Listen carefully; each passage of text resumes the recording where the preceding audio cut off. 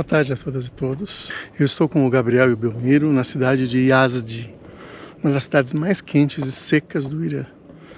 Nós estamos no meio de um desertão. Ao mesmo tempo, eu estou nos locais mais chocantes da viagem. Sabe aquele local que há uns 4 ou 5 anos eu marquei numa setinha? Tenho que visitar esse lugar. E esse local que parece tão simples, uma construção em formato circular, é chamada Torre do Silêncio, ou Torres do Silêncio, porque toda cidade ou vila dessa região tinha uma construção como essa, que variava apenas em tamanho. Elas guardam uma característica assim curiosíssima e ao mesmo tempo chocante para nós, que enterramos os nossos mortos em cemitérios, que são locais sagrados, etc. Esse aqui também era um local sagrado, só que um local sagrado da região zoroastriana, ou zoroástrica. Essa religião, que hoje tem somente 100 mil adeptos do mundo, já foi a religião mais importante da humanidade.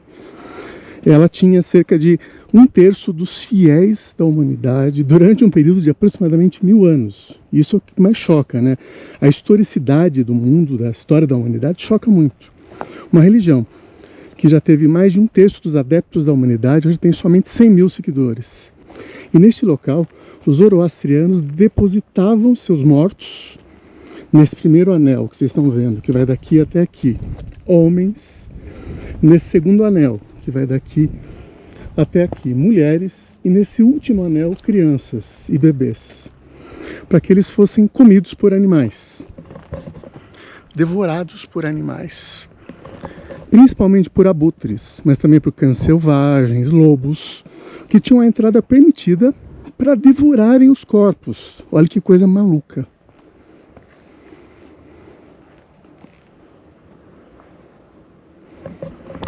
Isso aconteceu durante um período de mais de 1 milênio. No início, os corpos eram depositados em qualquer lugar, longe das cidades, para que fossem devorados. E depois, de 1500 anos para cá, mais ou menos, essas estruturas passaram a ser construídas, né, com uma engenharia toda que foi pensada pelos zoroastrianos, para que os corpos fossem devorados. Eles eram devorados rapidamente, em minutos, menos de 1 hora, principalmente por abutres. E quando os ossos, só sobravam os ossos, estavam já mais limpos, eles eram depositados nessa parte central. Nessa parte central, os zoroastrianos jogavam cal em cima. Aqui é uma espécie de filtro. Então eles jogavam cal, e à medida que os ossos iam se decompondo, eles passavam por um esquema de filtragem. Filtros com base de areia e carvão alternados, para que só o que fosse considerado puro fosse definitivamente depositado no solo. Olha que coisa maluca.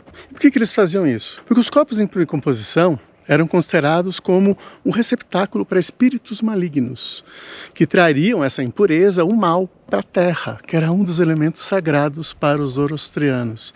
A terra, a água e o fogo eram sagrados. Então, os corpos, essa matéria putrefando, se decompondo, não poderiam entrar em contato nem com a terra nem com a água. Então eles construíram essas estruturas para que o corpo fosse decomposto aqui, fosse comido por animais, o que sobrasse fosse decomposto naquele filtro central. Você me pergunta, isso aqui então tinha todo um ecossistema, literalmente urubus esperando os corpos serem depositados aqui. Exatamente. A gente tem fotos, estou mostrando para vocês, porque isso funcionou até 1980 mais ou menos, fotos de urubus esperando corpos serem depositados para que fossem consumidos. Então havia uma espécie de ecossistema que circulava aqui em volta, esperando o depósito desses corpos. Esse local era vedado para as pessoas comuns. Só sacerdotes da religião, eu vou escrever o nome aí embaixo, que podiam pegar esses corpos e trazê-los para cá. Uma pessoa comum jamais poderia entrar aqui. Só pessoas específicas da religião zoroastriana poderiam trazer esses corpos para cá. E lembrando, esse tipo de estrutura existia em todas as cidades. É evidente que numa vila pequena existia uma Torre do Silêncio pequenininha. Numa cidade importante como Yazdi ou Teherã ou outras aqui da região, existiam torres do silêncio maiores, como essa que vocês estão vendo.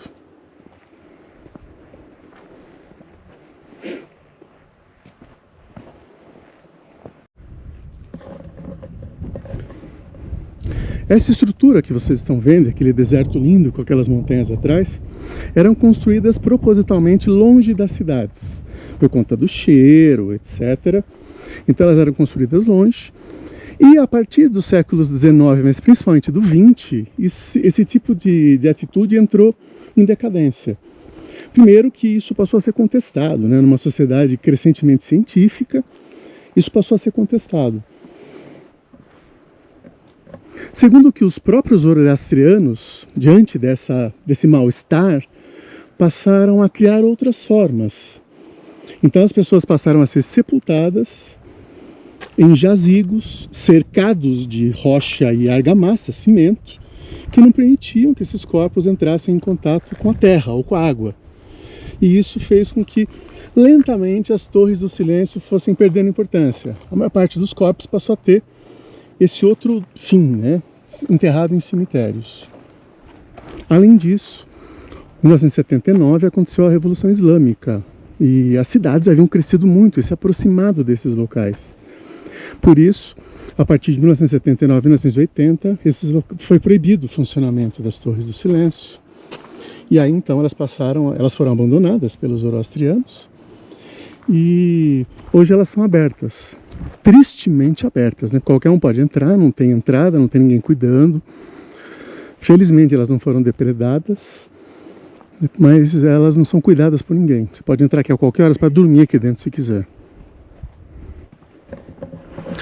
O zoroastrianismo, essa religião que foi a mais importante da humanidade, decaiu muito depois da conquista islâmica, quando essa região foi conquistada pelo Império Islâmico, e houve uma pressão muito forte para que os zoroastrianos se convertessem para o Islã. E aí, então, o número de adeptos começou a despencar, e hoje eles são somente cerca de 100 mil, um pouquinho mais de 100 mil pessoas no mundo. E detalhe, o número vem caindo. Então é uma dessas religiões que pode até desaparecer no futuro próximo. Eles que já foram mais de um terço da humanidade. É uma região linda. No Irã você tem o deserto, como vocês estão vendo aqui, e atrás as montanhas nevadas. É um país realmente lindo. Nós estamos numa das cidades e regiões mais secas e quentes do Irã. Eu vou fazer depois um vídeo específico sobre o zoroastrianismo. Ele foi criado há cerca de 3.500 anos por um profeta chamado Zoroastro. Esse é o nome helenizado grego dele. Ele é também conhecido como Zaratustra. Foi criado por ele. O fato dos corpos serem consumidos por abutres também tinha um lado positivo na visão dos zoroastrianos. Os olhos dos urubus eram considerados místicos e eles ajudariam na transição da alma da pessoa, né, no seu caminho cósmico. Então era visto como muito positivo um membro da família, por exemplo, que morresse, que fosse consumido por urubus. Além disso, isso era considerado como um ato de caridade. É o corpo de um morto, de uma pessoa que faleceu, ajudando um animal a sobreviver, né, alimentando um animal. É muito maluco, né, a gente imaginar que hoje, quando uma pessoa falece, há uma verdadeira paranoia em quase todas as religiões do mundo para trazer esse corpo, para que ele seja velado, para que ele seja enterrado num cemitério que pertença àquela comunidade. Há muitos rituais que são feitos, né, pelas mais diversas religiões para a pessoa que morreu. E os zoroastrianos tinham uma visão completamente diferente. O corpo de alguém que faleceu era algo impuro, que deveria ser eliminado dessa forma que vocês estão vendo, para que ele não fosse assim infectar a natureza, infectar a perfeição da natureza e dos seus três principais elementos, principalmente da terra e da água, que seriam os mais afetados. Esse é mais um exemplo que eu gosto muito de mostrar na viagem da importância de você ver o outro como outro, da alteridade. Para os zoroastrianos, enterrar alguém seria algo absurdo. Enterrar alguém, sepultar alguém como a maior parte das etnias faz hoje. Da mesma forma que para a nossa cultura, seja ocidental ou grande parte da cultura oriental, também é um absurdo você colocar corpos para serem devorados por animais. As culturas sempre têm uma lógica, né, que permite que elas sejam constituídas da forma como são. E elas parecem muito estranhas quando não fazem parte da forma como nós pensamos e agimos. Essa é uma construção feita de rocha e adobe, essa espécie de barro que vocês estão vendo, né, com barro com vegetais, com grama literalmente no meio, e que era muito utilizado na época. Mas essa aqui provavelmente é uma área que foi restaurada, recentemente inclusive.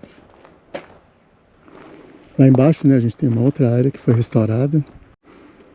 E vocês estão vendo um pouquinho da cultura zoroastriana, uma religião muito importante durante o Império Persa, durante o período Aquemênida, e que hoje deixou apenas esses monumentos para que a gente compreenda um pouquinho como era na época. Valeu, abração para todos e todas, fiquem bem.